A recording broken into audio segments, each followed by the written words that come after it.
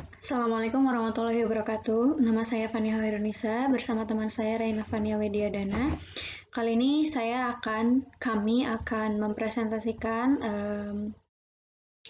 makalah mata kuliah statistika dengan pembahasan korelasi dan regresi.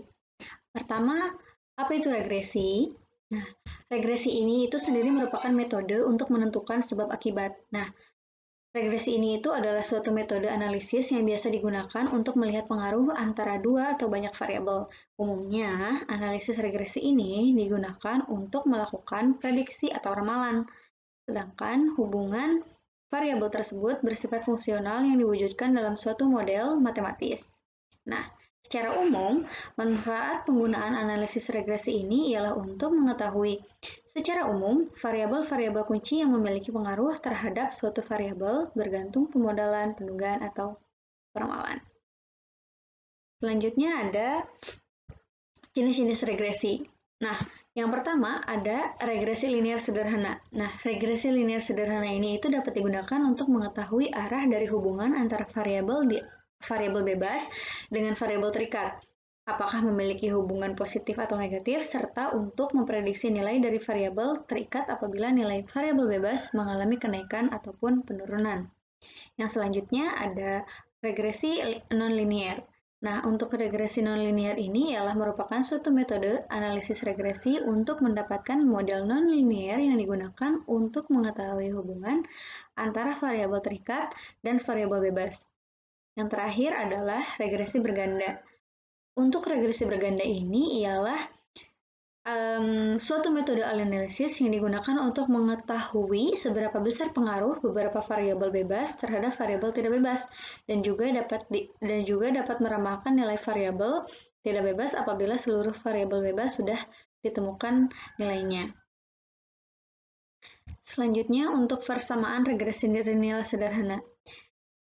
Y sama dengan A plus BX, di mana Y merupakan nilai yang diramalkan, A merupakan konstanta, B merupakan koefisien regresi, dan X merupakan variabel bebas. Persamaannya adalah B sama dengan N sigma XY minus sigma X dikali sigma Y dibagi N sigma X kuadrat minus sigma X kuadrat. Untuk persamaan A ialah sigma Y minus B sigma X per N. Selanjutnya adalah persamaan regresi nonlinear. Nah, untuk regresi nonlinear ini ada banyak sekali model persamaan. Nah, salah satunya adalah kuadratik, di mana persamaannya ialah y height sama dengan a plus bx plus cx kuadrat, dan selanjutnya. Di mana A merupakan konstanta regresi, B, C, D merupakan koefisien regresi, dan X merupakan variabel independen. Oke, selanjutnya. Untuk persamaan regresi linear berganda ialah analis sebelumnya itu analisis regresi linear berganda ini sebenarnya sama dengan analisis regresi linear sederhana. Hanya perbedaannya terletak pada variabel bebasnya. Jika variabel bebas pada regresi linear sederhana itu hanya satu, maka di persamaan regresi linear berganda ini variabelnya lebih dari satu buah, bisa 2, 3, atau selebihnya gitu. Jadi itu aja sih perbedaannya. Selanjutnya akan dijelaskan oleh teman saya Reina Fania Widiadana. Assalamualaikum warahmatullahi wabarakatuh. Nama saya Reina Fania Widiadana. Saya ingin melanjutkan presentasi dari teman saya Fani Hoirunisa yang menjelaskan tentang PowerPoint statistika kami. Jadi saya ingin menjelaskan apa itu korelasi. Korelasi adalah hubungan timbal balik atau sebab akibat. Jadi definisi pada ilmu statistika, korelasi merupakan salah satu teknik statistik yang digunakan untuk mencari hubungan antara dua variabel yang bersifat kuantitatif, yang nilainya berupa angka. Dua hal dikatakan memiliki keterhubungan jika nilai korelasi mendekati minus 1 atau 1. Jika nilai korelasi mendekati 0, artinya kedua variabel tersebut kurang memiliki keterhubungan.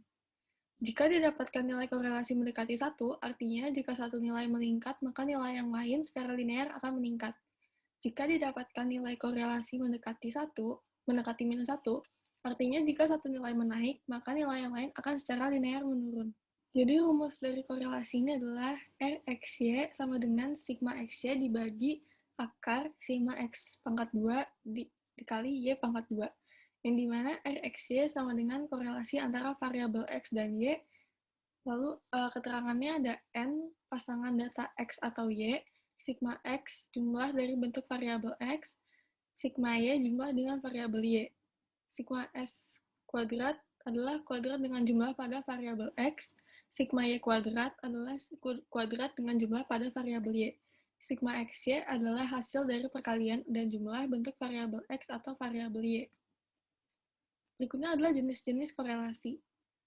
Yang pertama ada statistik parametrik, yaitu ada korelasi produk momen atau persen, ada korelasi parsial, korelasi semi parsial, dan korelasi ganda. Yang kedua ada statistik non-parametrik, yaitu ada korelasi rank Spearman, korelasi Tau-Kendall, dan koefisien kontingensi. Berikut adalah konsep korelasi parsial. Jadi konsepnya adalah hubungan murni antara dua variabel yang mengendalikan variabel yang lain. Satu variabel terikat dengan satu variabel bebas dikendalikan satu atau lebih variabel bebas karena diduga mempengaruhi hubungan kedua variabel tersebut. Jadi X2 ini dikendalikan oleh X1 dan Y. Selanjutnya ada rumus korelasi parsial. Ada R X1 dikali Y dikurang X2. Dan satu itu variabel terikatnya Y, dan dua variabel bebas itu X1 dan X2. Rx1 kali Y sama dengan koefisien korelasi X1 dengan Y, Rx2 kali Y sama dengan koefisien korelasi X2 dengan Y, Rx1 kali X2 sama dengan koefisien korelasi X1 dengan X2. Rx1 Y dikali X2 sama dengan koefisien korelasi parsial X1 dengan Y mengendalikan X2. Rx2 dikali Y dikali X1 sama dengan koefisien korelasi parsial X2 dengan Y mengendalikan X1. Berikut adalah konsep hubungan korelasi parsial. Seperti yang ada di gambar, seperti itu. X1 dan X2 menjadi Y, dan rumusnya seperti yang tadi ada di slide sebelumnya. Contoh kasus korelasi parsial. Bagaimana hubungan murni antara X1 dan X2 terhadap Y. Jadi di sini ada subjek dari 1 sampai 10, dan X1 ada 10, 2, 4, 6, 8, 7, 4, 6, 6, 7. X2 ada 7, 3, 3, 4, 6, 5, 2, 2, 4, 3. Y-nya ada 23, 7, 15, 17, 23, 22, 10, 14, 20, dan 19. Lalu untuk penyelesaian kasusnya, diperoleh Rx1 X2 sama dengan 0,7682, Rx2Y sama dengan 0,7898, Rx1Y sama dengan 0,9029. Dan perhitungannya kita gunakan seperti rumus yang ada di slide-slide sebelumnya. Dan bisa dilihat seperti yang ada di contoh di bawah ini untuk perhitungannya, sehingga menemukan hasilnya seperti yang di atas. Berikutnya adalah bentuk hubungan korelasi. Korelasi linear positif, korelasi linear negatif, dan tidak berkolerasi atau nol. Sekian adalah penjelasan dari saya mengenai korelasi, dan sekian presentasi dari kelompok kami mengenai korelasi dan regresi. Jika ada kekurangan, mohon dimaafkan. Wassalamualaikum warahmatullahi wabarakatuh.